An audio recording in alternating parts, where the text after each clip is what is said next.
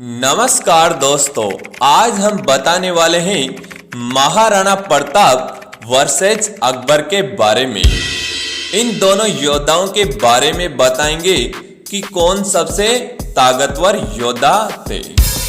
महाराणा प्रताप की बात की जाए तो महाराणा प्रताप बहुत ही ताकतवर व बुद्धिमान राजा हुए हैं। अगर राजपूत व हिंदुओं की बात की जाए तो सबसे जो पॉपुलर राजा हुए हैं हमारे महाराणा प्रताप हुए हैं। इन्होंने बहुत ही बड़े बड़े युद्ध लड़े हैं और अपनी मातृभूमि के लिए हमेशा मरने के लिए तैयार रहे हैं। उधर अकबर की बात की जाए तो अगर मुगल राजाओं की बात की जाए तो सबसे ज्यादा जो कोई बुद्धिमान व ताकतवर राजा हुए हैं तो वह अकबर हुआ है। अकबर ने पूरे भारत पर राज किया है। अब हम यह नहीं कह सकते कि कैसे राज किया है। तो आज हम इन दोनों राजाओं की बात करने वाले हैं, तो आप इस वीडियो पर जरूर बने रहेंगे। तो आगे बढ़ने से पहले हमारे YouTube चैनल को लाइक सब्सक्राइब जरूर करेंगे और कमेंट पर महाराणा प्रताप व अकबर जरूर लिखेंगे। महाराणा प्रताप और अकबर के बीच हल्दी घाटी की लड़ाई हुई थी। यह लड़ाई 1576 में लड़ी गई थी। इस लड़ाई में महाराणा प्रताप ने मुगल बादशाह अकबर की विशाल सेना के सामने अपने सीमित संसाधनों के बल पर लड़ाई लड़ी थी।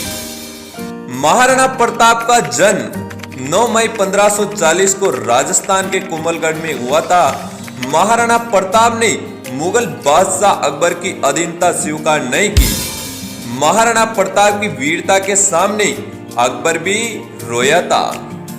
महाराणा प्रताप की नीतियां शिवाजी महाराज से लेकर ब्रिटिश के खिलाफ बंगाल के स्वतंत्रता सेनानियों के लिए प्रेरणा स्रोत बनी है।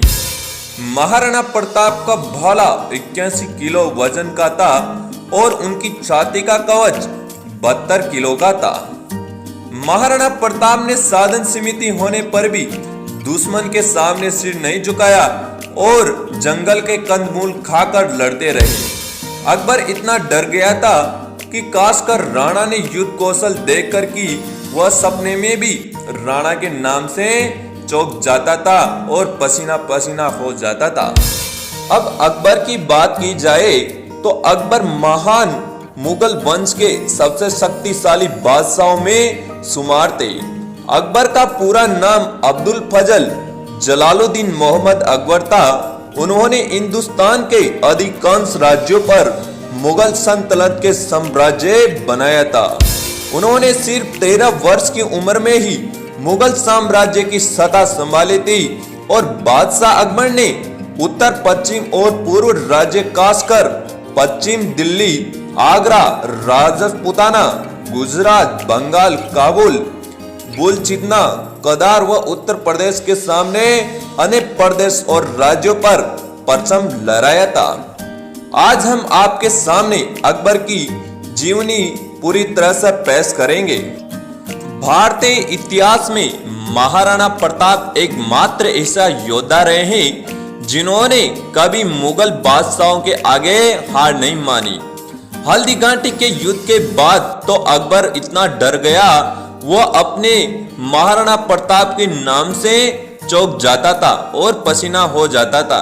इतिहासकार यह बताते हैं कि अकबर महाराणा प्रताप की मौत की खबर सुनकर रोया था।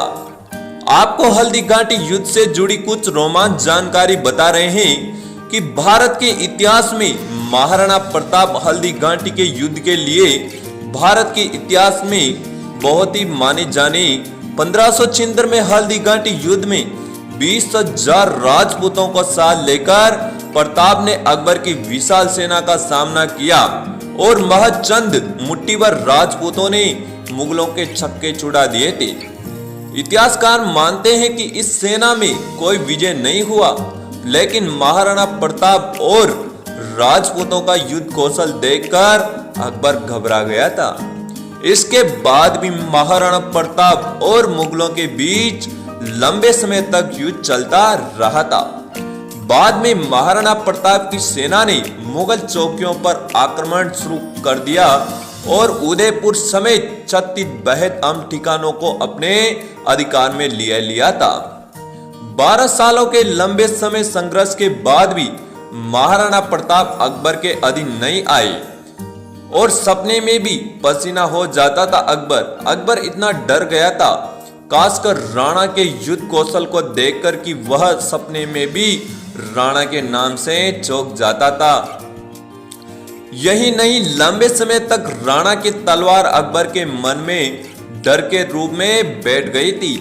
अकबर इतना सहमा हुआ था कि उसकी अपनी राजधानी पहले लोहार और बाद में राणा की मृत्यु के बाद आगरा ले जाने का फैसला किया था। बदायूं लिखते हैं कि दहेज जला देने वाली धूप और लू सैनिकों को महज पिघला देने वाली थी। चारण सामा साधु ने आंखों को देखा लिखा है कि प्रताप मानसिंह पर वार किया, वह झुककर बच गया, मावत मारा गया। बेकाबू हाथी को मानसिंह ने संभाला लिया, इसको भ्रम हुआ कि मानसिंह मर गया है।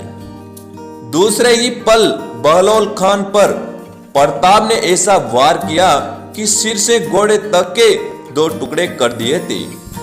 अकबर था छोटा कद का, वह जानता था कि अगर राणा के सामने हुआ तो जिसमें एक बार में घोड़े तक को साथ काट दिया, मेरा क्या हाल करेगा। इसलिए वहां कभी राणा के सामने न आया और कई बार अपने सेना नायकों को बेचता रहा। उसके अपनी अधीनता स्वीकार करने के लिए राणा ने हमेशा मना किया था। तो आपने महाराणा प्रताप और अकबर के बारे में सुन लिया होगा, तो कमेंट में बताएं कि महान राजा कौन था। तो आपको वीडियो अच्छी लगी हो तो चैनल को लाइक सब्सक्राइब जरूर करेंगे और ऐसी वीडियो आप देखते रहेंगे दीप ज्योति चैनल पर।